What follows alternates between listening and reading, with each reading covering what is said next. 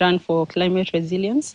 We understand the importance of conserving the climate, even for our sports people, because then we will still have a cool environment and an environment that is conducive for running for our athletes.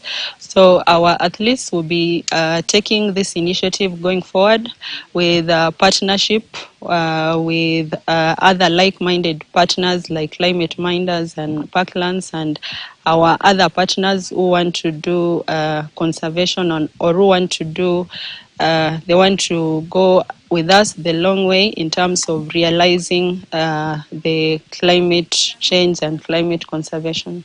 Kiptum, who recently won Chicago Marathon, will be participating in the race among other athletes, but we are confirming that we've reached out to our legends and our record holders to be part of this great initiative.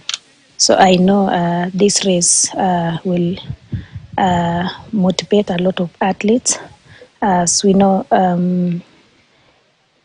some of the athletes have challenges to go to abroad, but now we have the race here at home.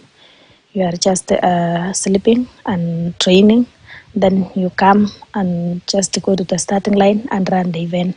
So I know some of them will achieve what they are prepared for, like if they have trained a lot and knowing that they will run well. So I know it will bring change to some of the athletes, especially those who have not yet gone to abroad.